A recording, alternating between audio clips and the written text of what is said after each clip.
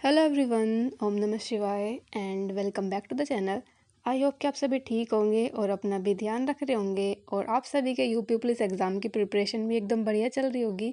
और आज है day 7 of UP police preparation और आज हम क्या क्या चीज़ें पढ़ने वाले हैं, क्या क्या सब्जेक्ट कवर करने वाले हैं, इन सभी चीज़ों के बारे में हम वीडियो के लास्ट में बात करेंगे।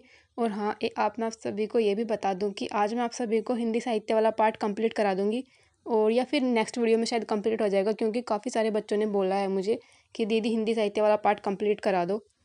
सो व्लॉग के लास्ट में हिंदी साहित्य वाला पार्ट और स्पेशली अगर मैं बात करूँ तो हिंदी का थोड़ा सा इतिहास, और उसके बाद अगर बात करूँ तो आदिकाल मतलब आदिकाल आदिकाल के कुछ प्रमुख जो लेखक हुए हैं, कुछ प्रमुख कवि हुए हैं, उनकी रचनाएं भी हम नोट कर लेंगे। क्योंकि मुझे लगता है कहीं ना कहीं आदिकाल वाला पार्ट ना इंपॉर्टेंट है हिंदी साहित्य के लिए, जो कि काफ़ी ज़्यादा इंपॉर्टेंट हो जाता है। अगर आप देखोगे तो उससे रचनाने के काफ़ी सारे चांसेस होते हैं। और अगर मैं बात करूँ तो नवीन सर जो अपना प्रैक्टिस सेट कराते थे, उसमें सर काफ़ी कराते थे रचनाएं जो आदिकाल से रिलेटेड थी। और आज का व्लॉग स्टार्ट करने से पहले मैं आप सभी से कुछ बोलना चाहती हूँ, क्योंकि काफ़ी सारे बच्चे कमेंट करते हैं कि दीदी आपका स्कोर इतना ज़्यादा कम रहा है लास्ट वाले मॉक टेस्ट में, और काफ़ी कुछ चीज़ें बोलते हैं। तो देखो, मैंने जितनी भी पढ़ाई की है ना, मैंने खुद से अपनी पढ़ाई की है। ना ही तो मैंने कोई बैच लिया है, स्पेशली कुछ बैच नहीं लिया है, ऑफलाइन कहीं पढ़ाई नहीं की है। जितनी भी पढ़ाई की है, जितनी भी प्रिपरेशन मैंने खुद की है यहाँ पर सभी। और स्पेशली अगर मैं बात करूँ तो स्टार्टिंग के टाइम पर जब मेरा एग्ज़ाम हुआ था यूपी पुलिस का, जो फरवरी में हुआ था, उस टाइम पर मैं बहुत ज़्यादा अच्छी तैयारी नहीं कर पाई थी, क्योंकि जनवरी में मैंने स्टार्ट की थी अपनी तैयारी करना और फरवरी में मेरा एग्ज़ाम था। और इस बार मैं थोड़ी तैयारी सही से कर रही हूँ और जितनी भी तैयारी मैंने की है वो सब खुद से की है। कहीं पर मैंने कोई बैच नहीं लिया हुआ है। तो जो बच्चे जिनके इतने अच्छे अच्छे नंबर आ रहे हैं, इतने अच्छे अच्छे स्कोर हो रहा है RW के मॉक टेस्ट में, तो वो बोलते रहते हैं कि दीदी आपका स्कोर तो इतना कम है। और अगर मैं अपनी बात करूँ तो देखो, इससे पहले मैं टीचिंग एग्ज़ाम्स की तैयारी कर रही थी। और अगर आप में से कुछ बच्चों ने टीचिंग का एग्ज़ाम दिया होगा तो आपको पता होगा कि टीचिंग के एग्ज़ाम में मैथ का बहुत ज़्यादा वेटेज नहीं होता है। मैथ्स और रीजनिंग तो बहुत कम आती है। मैथ्स तो फिर भी ठीक ठाक नंबर का आ जाता है, चलो। बट रीजनिंग तो बहुत ही कम नंबर की आती है, मुश्किल से 5 से 10 नंबर की आती है। और अगर आप यूपी पुलिस एग्ज़ाम के लिए रीजनिंग की बात करोगे तो ये 57 नंबर के आसपास के, आई मीन 57 क्वेश्चन आते हैं। तो कितना ज़्यादा डिफरेंस आप देख सकते हो। स्पेशली मुझे तो सभी चीज़ें ना जीरो से ही तैयार करनी पड़ी थी अपनी। जो बच्चे बोलते रहते हैं ना कि दीदी तुम्हारा स्कोर इतना कम आता है, तुमसे अच्छा स्कोर तो मेरा ही आ जाता है। तो भाई देखो, तुम अच्छी जगह से पढ़ाई कर रहे हो, तुमने बैच वैच लेकर अच्छे से पढ़ाई की है और तुम कहीं लाइब्रेरी में बैठकर पढ़ रहे होते हो। मैं घर पर अपनी तैयारी खुद से करती हूँ, जो कुछ भी करती हूँ। तो ठीक है, मैं थोड़ा इम्प्रूव करने की कोशिश कर रही हूँ, कहीं ना कहीं इम्प्रूव हो जाएगा। बट चलो कोई बात नहीं, जो भी आप सब बोलते हो, कुछ भी क्रिटिसाइज़ करते हो, स्पेशली उसमें मेरी ही भलाई होती है। कहीं ना कहीं आप लोग भी चाह रहे होते हो कि मैं अच्छा स्कोर करूँ। तो चलो कोई बात नहीं है। बट कहीं ना कहीं ये चीज़ ना थोड़ा हर्ट करती है जब बच्चे इस तरह से बोल देते हैं। और चलो अब इस बारे में ज़्यादा बात नहीं करते हैं, मुझे ज़्यादा इमोशनल इमोशनल नहीं होना है। और आज का सिलेबस और आज के टॉपिक स्टार्ट करने से पहले मैं आप सभी को बता दूं, क्योंकि कुछ बच्चे पूछते रहते हैं कि दीदी आप मॉर्निंग में किस टाइम से पढ़ना शुरू करते हो। तो मॉर्निंग में मैं लगभग 5 बजे के आसपास उठती हूँ। और सबसे पहले उठने के बाद तो मैं घर में इधर उधर ही घूमती हूँ, मतलब कुछ भी इधर उधर टहलती रहती हूँ। और उसके बाद मम्मी और मैं लग जाते हैं थोड़ा सा घर का काम करने में। और इसके बाद थोड़ा सा झाड़ू वगैरह लगाने के बाद और बर्तन वगैरह साफ़ करने के बाद मैं थोड़ा सा टाइम निकाल लेती हूँ बीच में, ताकि मैं अपना स्टडी गोल या अपना जो पूरा डेली का एक दिन का टारगेट होता है वो लिख सकूँ। और उसके बाद मैं वो टारगेट लिख कर अपना कंप्लीट करती हूँ कि एक दिन में हमें क्या क्या चीज़ें पढ़नी है। और उसके बाद उसको कम्युनिटी पोस्ट पर शेयर कर देती हूँ आप सभी के लिए। और उसके बाद मैं दोबारा से काम में लग जाती हूँ। एक्चुअली मैं उस टाइम पर स्टार्ट नहीं करती हूँ अपना स्टडी गोल शुरू करना। तो मैं लगभग 10 या 10:30 बजे या 11 भी बज जाते हैं कभी कभी काम ख़त्म होने में। तो उसके बाद ही मैं शुरू करती हूँ अपनी पढ़ाई करना। आज है day 7 of UP police preparation और आज का स्टडी गोल कुछ ऐसा था। आज हमने ये सारी चीज़ें पढ़ी हैं। मैं आप सभी को बता देती हूँ कि क्या क्या पढ़ा है और डिटेल में हम इसके बारे में डिस्कस करते हैं कि क्या क्या सब्जेक्ट पढ़े हैं और किस में क्या टॉपिक कवर किया है। आज के सब्जेक्ट और आज के टॉपिक के बारे में बात करने से पहले मैं आप सभी को ये बता दूं कि यहाँ पर बैठ कर ना मैं अपने मैथ वाला पार्ट कंप्लीट कर रही हूँ। जो RWA पर मैथ्स की ऑनलाइन क्लासेस होती है, मैं वही क्लास ले रही थी मैथ की। तो जो नए सर आए हैं मैथ्स पढ़ाने के लिए, अगर मैं सही बताऊँ तो मुझे उनका पढ़ाया हुआ बहुत ज़्यादा समझ में नहीं आ रहा है। हो सकता है कि कुछ बच्चों को बहुत अच्छे से समझ में आ रहा हो, लेकिन मुझे तो नहीं आ रहा है भाई बहुत अच्छा से समझ में। बस जैसे तैसे करके मैंने सर की क्लास कंप्लीट की है। और उसके बाद में अपनी बात करते हैं आज हमने क्या क्या टॉपिक्स पढ़े हैं। सबसे पहले तो मैंने मैथ्स की प्रैक्टिस की थी, जिसमें मैंने मिक्सचर और एलिगेशन वाला पार्ट किया है, जो कि मैंने किया अपनी बुक से। और अगर मैं बुक की बात करूँ तो इसमें बुक के अंदर ना 24 क्वेश्चन थे मिक्सचर और एलिगेशन वाले चैप्टर में। 24 में से मेरे सिर्फ 16 क्वेश्चन ठीक हुए हैं। और ये कहीं ना कहीं इसलिए क्योंकि मैं काफ़ी टाइम से वेट कर रही थी कि RWA पर कब मिक्सचर और एलिगेशन वाला चैप्टर कराया जाएगा, तो उसके बाद ज़्यादा अच्छे से प्रैक्टिस हो पाएगी, लेकिन वहाँ पर हुआ ही नहीं है। तो इस वजह से ज़्यादा अच्छे नंबर नहीं आए हैं, इसमें 16 ही नंबर आए हैं, मतलब 16 ही क्वेश्चन ठीक हुए हैं 24 में से। और वहीं मैथ की दूसरी प्रैक्टिस की बात करूँ तो यहाँ पर मैंने 25 तक टेबल्स याद किए हैं। और अगर मैं बात करूँ तो मुझे इंग्लिश में टेबल नहीं याद होते हैं, तो मैंने तो हिंदी में ही किए हैं। तो हिंदी में ईज़िली हो जाता है क्योंकि मैं हमेशा हिंदी मीडियम से ही पढ़ी हुई हूँ। तो आपको जैसा भी ठीक लगे याद कर लेना। और मैं सोच रही हूँ मतलब आई थिंक 30 तक तो बहुत ज़्यादा ज़रूरी है, हम सभी को 30 तक तो टेबल आने ही चाहिए। और मैथ कंप्लीट करने के बाद यहाँ पर मैंने रीजनिंग की प्रैक्टिस की थी। और रीजनिंग में ना इस टाइम पर कोडिंग और डिकोडिंग वाला चैप्टर चल रहा है। और मैं रीजनिंग के बहुत ज़्यादा क्वेश्चन तो सोल्व नहीं करती हूँ, मैंने सिर्फ 25 क्वेश्चन किए थे रीजनिंग के। क्योंकि अगर मैं बात करूँ तो उसके एक ही चैप्टर के अंदर बहुत सारे क्वेश्चन होते हैं।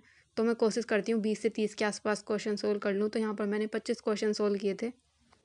और रीजनिंग का कोडिंग और डिकोडिंग वाला चैप्टर कंप्लीट करने के बाद मैंने पुलिस सिस्टम वाले कुछ क्वेश्चन किए हैं, जिसमें मैंने पढ़ा है जिसको डीआईजी क्या होता है, डीजीपी क्या होते हैं, आईजीपी क्या होता है, एसपी क्या है, डीएसपी क्या है। ये सारी चीज़ें मैंने यहाँ पर याद की हैं, जो कि पुलिस सिस्टम वाले पार्ट में काफ़ी ज़्यादा इंपॉर्टेंट है, क्योंकि यहाँ से क्वेश्चन आने के चांसेस होते हैं मेंटल एप्टीट्यूड के लिए। और ये सारा कंप्लीट करने के बाद मैंने हिंदी पढ़ी थी। हिंदी में जिसमें मैंने आदिकाल, भक्तिकाल, रीतिकाल और आधुनिक काल, जितने भी काल हुए हैं इन सभी का टाइम पीरियड याद करने की कोशिश की है। और इनका टाइम पीरियड कहीं ना कहीं ये वाला, मतलब जो इनका टाइम पीरियड है, तो इसको प्लीज़ आप सभी भी याद कर लेना। और आज के व्लॉग में मैं बताने भी वाली हूँ कि किस आदिकाल का या भक्तिकाल का किसका कितना टाइम पीरियड रहा है। और स्पेशली अगर मैं बात करूँ तो कुछ इस तरह के क्वेश्चन बनते हैं कि जैसे हजारी प्रसाद द्विवेदी ने आदिकाल को क्या कहा, डॉक्टर रामकुमार वर्मा जी ने आदिकाल को क्या संज्ञा दी है, या उन्होंने आदिकाल को क्या अन्य नाम कहा है। ये सब पढ़ने के बाद अगर मैं रिवीजन की बात करूँ तो रिवीजन में मैंने जीके वाले पार्ट में रिवीजन किया है इतिहास के जो प्रमुख युद्ध हुए हैं। और इतिहास के जो प्रमुख युद्ध हुए हैं इनसे 1 से 2 क्वेश्चन तो ज़रूर आएगा ही, क्योंकि अगर आप देखोगे तो पिछले वाले एग्ज़ाम, जो पिछला जो अभी एग्ज़ाम हुआ था फरवरी में, उसमें भी क्वेश्चन आया हुआ था। तो यहाँ पर मैंने यही याद किया है कि तराइन का युद्ध किसके और किसके मध्य हुआ था, किस टाइम पीरियड में हुआ था। पानीपत का युद्ध, चौसा का युद्ध, खानवा का युद्ध और हल्दी घाटी का युद्ध, ये सब भी युद्ध मैंने यहाँ पर याद किए हैं। और उसके बाद रेलवे जोन याद करने की कोशिश की कि कौन सा रेलवे जोन कहाँ पर पड़ता है। और अगर मैं बात करूँ तो ये इतने सारे रेलवे जोन हैं, 17 के आसपास हैं, शायद उससे भी ज़्यादा हैं, तो याद करना थोड़ा सा डिफिकल्ट है। बट अगर मैं बात करूँ तो यूपी के तो थोड़े से ही हैं, यूपी के तो 2 ही हैं। पूर्वोत्तर रेलवे का मुख्यालय जो होता है वो गोरखपुर में है, और उत्तर मध्य का रेलवे का मुख्यालय जो है वो इलाहाबाद में है। और इसके बाद मैंने याद किए थे भारत के हवाई अड्डे। तो ये याद करना बहुत ज़्यादा डिफिकल्ट नहीं था, ईजिली ये सभी याद हो गए थे। और उसके बाद साइंस वाले अगर पार्ट की बात करूँ तो इसमें मैंने आज डिजीज़ के बारे में पढ़ा है, जितने भी रोग होते हैं, कौन सा रोग किससे होता है, कौन सा विषाणु से होता है, कौन सा बैक्टीरिया से होता है, ये सब याद किए हैं। और उसके बाद सेल कोशिका वगैरह के बारे में थोड़ा बहुत पढ़ा है कि बैक्टीरिया के अंदर कौन सी होती है, यूकैरियोटिक और प्रोकैरियोटिक, इन सब के बारे में सेल वाले चैप्टर में पढ़ा है। और उसके बाद जीएस की ऑनलाइन क्लास लेना मेरे रह गया था, तो मैं इसको रात को लूँगी। और हाँ, सबसे इम्पोर्टेंट वो तो मैं बताना ही भूल गई हूँ आप सभी को, मैंने एग्जाम्पल के 10 प्रैक्टिस सेट जो हैं वो सभी ऑर्डर कर दिए हैं, तो आई थिंक 4 से 5 दिन में आ जाएंगे। तो उसके बाद देखते हूँ कि कितनी अच्छे से तैयारी हो पाई है नहीं हो पाई है, क्योंकि स्टार्टिंग में मैंने अपना सिलेबस कंप्लीट कर लिया और अब रिवीजन वगैरह ही चल रहा है। तो बस अब ये देखना है कि तैयारी कितनी सही से हो पाई है नहीं हो पाई है। तो ये सब पता चलेगा अब सर के जो प्रैक्टिस सेट आएंगे, एग्जाम्पल के 10 प्रैक्टिस सेट मंगाए हैं मैंने। और उनसे थोड़ी बेहतर इसलिए तैयारी हो पाएगी क्योंकि उसमें ना हमें गोले भी फिल करने होंगे आई थिंक। तो मैं सही बताऊँ तो मैं एग्ज़ामपुर के इन 10 प्रैक्टिस सेट के लिए बहुत ज़्यादा एक्साइटेड हूँ, क्योंकि हमारी असली जो तैयारी है ना वो उससे ही पता चलेगी जब हम पूरे पेपर को एकदम पेपर की तरह सोल्व करेंगे, जिसमें हमें वो सभी गोले भी भरने होंगे उसी टाइम के अंदर। तो हमारी बेहतर तैयारी हो पाएगी। जैसे हम RWA पर ऑनलाइन प्रैक्टिस सेट देते हैं अपना, उससे तैयारी इतनी बेहतर इसलिए नहीं हो पाती है क्योंकि हम स्क्रीन को ऐसे ऐसे करके बहुत ईजिली हो जाता है, उसमें कुछ भी हमारा टाइम वेस्ट नहीं होता। लेकिन असली टाइम तो वेस्ट होता है जब हम गोले भरते हैं ना, तो गोले गलत भर जाते हैं, कभी कुछ हो जाता है। तो यहाँ से पता चलेगा हमारी असली तैयारी का। तो और चलो बहुत हो गई है इधर उधर की बातें, अब हिंदी साहित्य वाला पार्ट नोट कर लेते हैं। तो मैं आपको बता देती हूँ कि हिंदी साहित्य वाले पार्ट में मैंने कुछ क्या क्या चीज़ें आज पढ़ी हैं।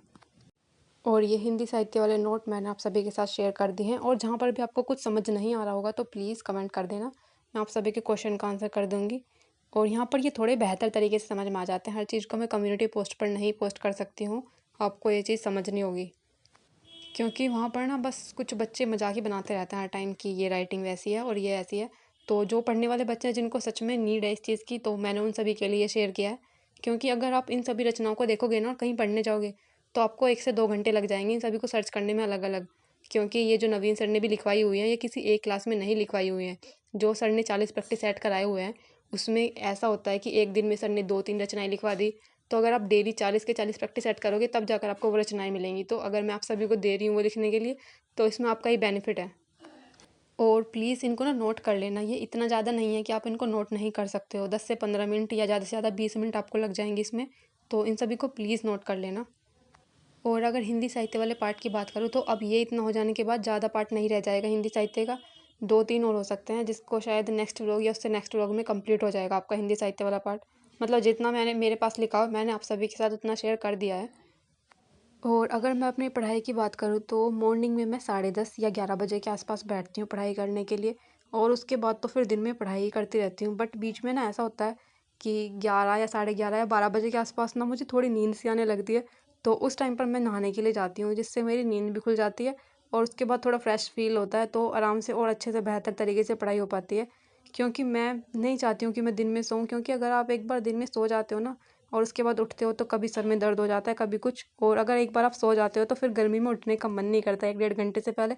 तो टाइम वेस्ट नहीं करना है अपना, सोना वोना नहीं है, बस अपनी पढ़ाई पर ध्यान देना, रिवीजन अच्छे से करते रहा करो। और कमेंट कर दिया करो कि आप सभी ने रिवीजन, मतलब जो हम एक दिन का डिसाइड करते हैं पढ़ाई करने के लिए, कि वो आप सभी ने कंप्लीट कर लिया है।